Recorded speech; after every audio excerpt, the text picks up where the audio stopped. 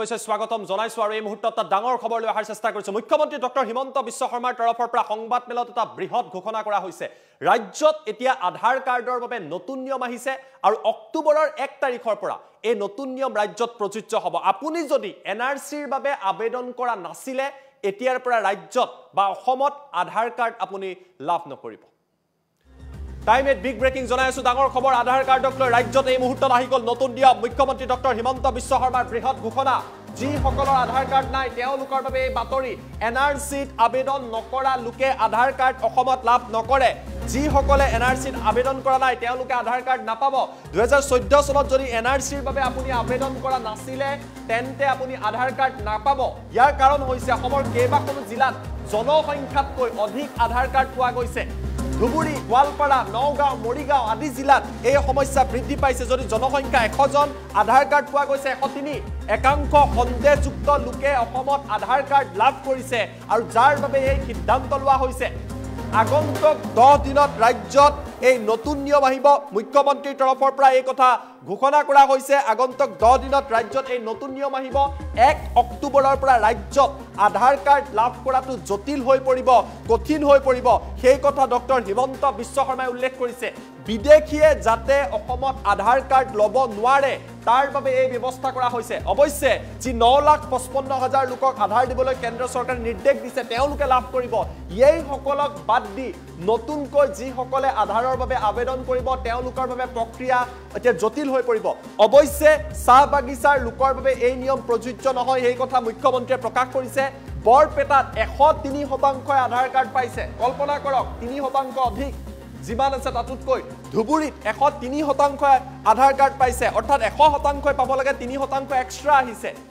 মৰিগাঁৱত 101% আধাৰ কাৰ্ড পাইছে যদি 100 জনে পাব লাগে 101 জনে মৰিগাঁৱত আধাৰ কাৰ্ড পাইছে কেৱল নগাঁৱতে 101% আধাৰ কাৰ্ড পাইছে আৰু ধাৰণা কৰা হৈছে যে আধাৰ কাৰ্ড অসমত যি সকলে পাইছে ইয়াৰে একাংশ বিদেশী নাগৰিক বাংলাদেশী গতিকে এনআৰসিত এতিয়াৰ পৰা আবেদন কৰা নম্বৰ দিব লাগিব এনআৰসিৰ আবেদন নম্বৰ দিলেহে আধাৰ কাৰ্ড পাব মুখ্যমন্ত্ৰী ডক্টৰ হিমন্ত বিশ্ব শৰ্মাই বৃহৎ ঘোষণা কৰিছে 1 অক্টোবৰৰ পৰা ৰাজ্যত এই নিয়ম প্ৰযোজ্য হ'ব মুখ্যমন্ত্ৰীয়ে ঘোষণা কৰিছে যে এতিয়াৰ পৰা ৰাজ্যত যদি আপুনি আধাৰ কাৰ্ডৰ বাবে আবেদন কৰিব বিচাৰে এই প্ৰক্ৰিয়া জটিল হ'ব এই প্ৰক্ৰিয়া কঠিন হ'ব কেৱল বায়োমেট্ৰিক্স দিলে আধাৰ কাৰ্ড নাপাব 2014 চনত যদি অসমত এনআৰসিৰ বাবে আপুনি আবেদন কৰা তেতিয়া অসমৰ পৰা আপুনি আধাৰ কাৰ্ড লাভ কৰিব নোৱাৰে আধাৰ কাৰ্ড আবেদন কৰাৰ সময়ত এনআৰসিৰ আবেদনৰ যেটো নম্বৰ আছিল সেই নম্বৰটো আপুনি দিব লাগিব কেইবাখনো জিলাত জনসংখ্যাতকৈ অধিকাংশই আধাৰ কাৰ্ড পাইছে তাৰ বাবে এই কঠোৰ নিয়ম মুখ্যমন্ত্ৰীয়ে লৈ আহিছে সংবাদ মেল পাতি এই মুহূৰ্তত এই কথা ঘোষণা কৰিছে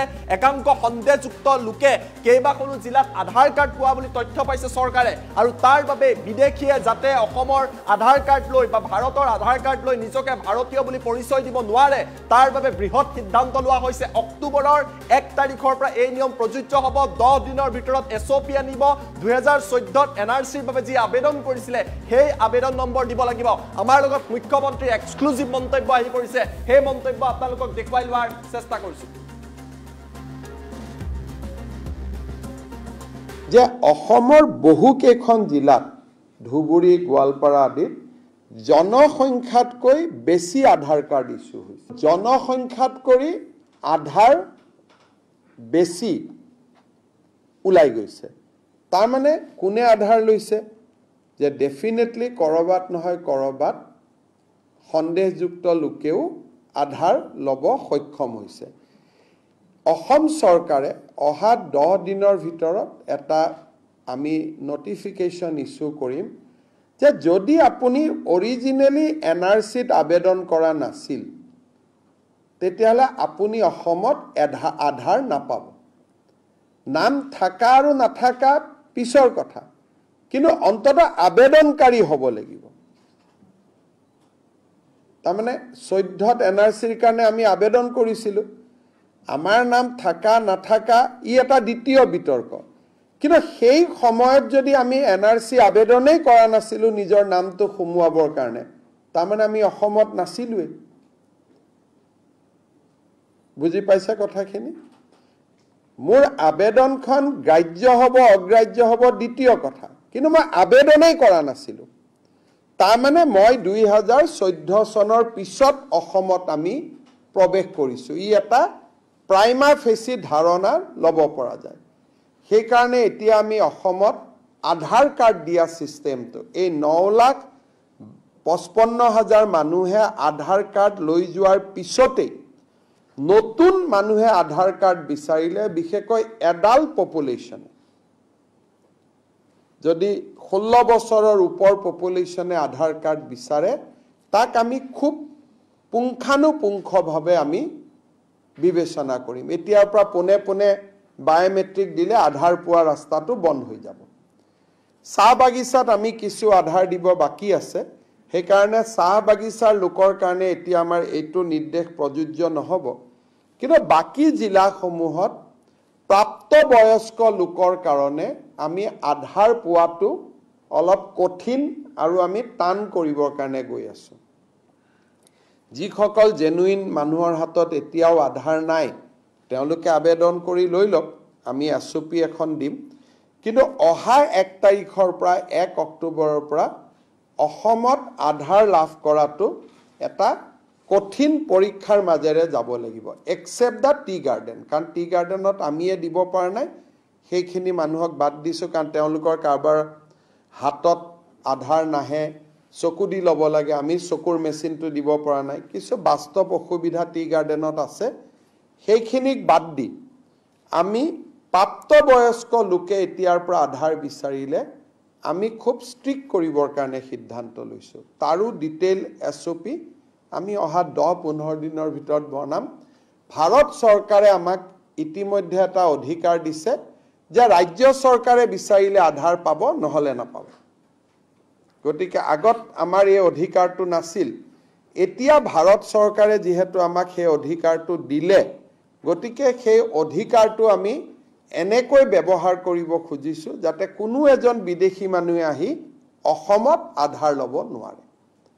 এই তিনিটা আমি যিটো বিধানসভাত এটা প্ৰক্ৰিয়া আৰম্ভ কৰিছিলোঁ এইবাৰ চেপ্টাৰ 12 দি, সেই প্ৰক্ৰিয়াটো আমি অলপ আগুৱাই লৈ গৈ আছোঁ। ৰখি যোৱাটো কথাই নাই, আমি অলপ গোটেই প্ৰক্ৰিয়াটো আগুৱাই লৈ যাব খুজিছোঁ। আপোনালোকক মই উদাহৰণ দিছোঁ, বৰপেটাত আধাৰ লোৱা মানুহৰ সংখ্যা 103%। 100%লৈকে আমাৰ দায়িত্ব, কিন্তু 3% মানুহ এক্সট্ৰা। ধুবুৰীত 103, মৰিগাঁৱত 101, নগাঁৱত 101। ফিজিকেল টাৰ্গেটতকৈ বেছি মানুহে আধাৰ লৈছে। বৰপেটাত 103.74, পাব লাগে 100%, পাইছে 103.74। ধুবুৰীত 103.48, মৰিগাঁৱত 101.74, নগাঁৱত 100.68। টাৰ্গেট হ'ল 100%, তাতে কম 90%, 80%, কাৰণ বাগানৰ মানুহখিনিয়ে লোৱা নাই, গতিকে 90-80 হৈ আছে। এইকেইখন জিলাত প্ৰজেক্টেড পপুলেশ্যনতকৈ বেছি আধাৰ পাইছে। এতিয়া আমি কৰিব খুজিছোঁ কি, যে আধাৰ লাগিলে ল'ব লাগিলে NRCত আবেদন কৰা নম্বৰটোৰ লগত দিব লাগিব। যে অসমৰ বহুকেইখন জিলাত, ধুবুৰী, গোৱালপাৰা আদিত জনসংখ্যাতকৈ বেছি আধাৰ কাৰ্ড ইছ্যু হৈছে। জনসংখ্যাতকৈ আধাৰ বেছি ওলাই গৈছে। তাৰমানে কোনে আধাৰ লৈছে, যে ডেফিনেটলি ক'ৰবাত নহয় ক'ৰবাত সন্দেহযুক্ত লোকেও আধাৰ ল'ব সক্ষম হৈছে। অসম চৰকাৰে অহা 10 দিনৰ ভিতৰত এটা আমি নটিফিকেশ্যন ইছ্যু কৰিম যে যদি আপুনি অৰিজিনেলি NRCত আবেদন কৰা নাছিল, তেতিয়াহ'লে আপুনি অসমত আধাৰ নাপাব। নাম থাকা আৰু নাথাকা পিছৰ কথা, কিন্তু অন্ততঃ আবেদনকাৰী হ'ব লাগিব। তাৰমানে 14ত NRCৰ কাৰণে আমি আবেদন কৰিছিলোঁ, আমাৰ নাম থাকা নাথাকা ই এটা দ্বিতীয় বিতৰ্ক, কিন্তু সেই সময়ত যদি আমি এনআৰচি আবেদনেই কৰা নাছিলোঁ নিজৰ নামটো সোমোৱাবৰ কাৰণে, তাৰমানে আমি অসমত নাছিলোৱেই। বুজি পাইছে কথাখিনি? মোৰ আবেদনখন গ্ৰাহ্য হ'ব অগ্ৰাহ্য হ'ব দ্বিতীয় কথা, কিন্তু মই আবেদনেই কৰা নাছিলোঁ। তাৰমানে মই 2014 চনৰ পিছত অসমত আমি প্ৰৱেশ কৰিছোঁ। ই এটা প্ৰাইমা ফেচি ধাৰণা ল'ব পৰা যায়। সেইকাৰণে এতিয়া আমি অসমত আধাৰ কাৰ্ড দিয়া ছিষ্টেমটো, এই 9,55,000 মানুহে আধাৰ কাৰ্ড লৈ যোৱাৰ পিছতেই নতুন মানুহে আধাৰ কাৰ্ড বিচাৰিলে, বিশেষকৈ এডাল্ট পপুলেশ্যনে, যদি 16 বছৰৰ ওপৰ পপুলেশ্যনে আধাৰ কাৰ্ড বিচাৰে, তাক আমি খুব পুংখানুপুংখভাৱে আমি বিবেচনা কৰিম। এতিয়াৰ পৰা পোনে পোনে বায়োমেট্ৰিক দিলে আধাৰ পোৱা ৰাস্তাটো বন্ধ হৈ যাব। চাহ বাগিচাত আমি কিছু আধাৰ দিব বাকী আছে, সেইকাৰণে চাহ বাগিচাৰ লোকৰ কাৰণে এতিয়া আমাৰ এইটো নিৰ্দেশ প্ৰযোজ্য নহ'ব। কিন্তু বাকী জিলাসমূহত প্ৰাপ্তবয়স্ক লোকৰ কাৰণে আমি আধাৰ পোৱাটো অলপ কঠিন আৰু আমি টান কৰিবৰ কাৰণে গৈ আছোঁ। যিসকল জেনুইন মানুহৰ হাতত এতিয়াও আধাৰ নাই, তেওঁলোকে আবেদন কৰি লৈ লওক, আমি SOP এখন দিম। কিন্তু অহা 1 তাৰিখৰ পৰা 1 অক্টোবৰৰ পৰা অসমত আধাৰ লাভ কৰাটো এটা কঠিন পৰীক্ষাৰ মাজেৰে যাব লাগিব, এক্সেপ্ট দ্য টি গাৰ্ডেন। কাৰণ টি গাৰ্ডেনত আমিয়ে দিব পৰা নাই, সেইখিনি মানুহক বাদ দিছোঁ, কাৰণ তেওঁলোকৰ কাৰোবাৰ হাতত আধাৰ নাহে, চকু দি ল'ব লাগে, আমি চকুৰ মেচিনটো দিব পৰা নাই। কিছু বাস্তৱ অসুবিধা টি গাৰ্ডেনত আছে, সেইখিনিক বাদ দি আমি প্ৰাপ্তবয়স্ক লোকে এতিয়াৰ পৰা আধাৰ বিচাৰিলে আমি খুব ষ্ট্ৰিক্ট কৰিবৰ কাৰণে সিদ্ধান্ত লৈছোঁ। তাৰো ডিটেইল SOP আমি অহা 10-15 দিনৰ ভিতৰত বনাম। ভাৰত চৰকাৰে আমাক ইতিমধ্যে এটা অধিকাৰ দিছে যে ৰাজ্য চৰকাৰে বিচাৰিলে আধাৰ পাব, নহ'লে নাপাব। গতিকে আগত আমাৰ এই অধিকাৰটো নাছিল, এতিয়া ভাৰত চৰকাৰে যিহেতু আমাক সেই অধিকাৰটো দিলে, গতিকে সেই অধিকাৰটো আমি এনেকৈ ব্যৱহাৰ কৰিব খুজিছোঁ যাতে কোনো এজন বিদেশী মানুহে আহি অসমত আধাৰ ল'ব নোৱাৰে। এই তিনিটা আমি যিটো বিধানসভাত এটা প্ৰক্ৰিয়া আৰম্ভ কৰিছিলোঁ এইবাৰ চেপ্টাৰ 12 দি, সেই প্ৰক্ৰিয়াটো আমি অলপ আগুৱাই লৈ গৈ আছোঁ। ৰখি যোৱাটো কথাই নাই, আমি অলপ গোটেই প্ৰক্ৰিয়াটো আগুৱাই লৈ যাব খুজিছোঁ। আপোনালোকক মই উদাহৰণ দিছোঁ, বৰপেটাত আধাৰ লোৱা মানুহৰ সংখ্যা 103%। 100%লৈকে আমাৰ দায়িত্ব, কিন্তু 3% মানুহ এক্সট্ৰা। ধুবুৰীত 103, মৰিগাঁৱত 101, নগাঁৱত 101। ফিজিকেল টাৰ্গেটতকৈ বেছি মানুহে আধাৰ লৈছে। বৰপেটাত 103.74, পাব লাগে 100%, পাইছে 103.74।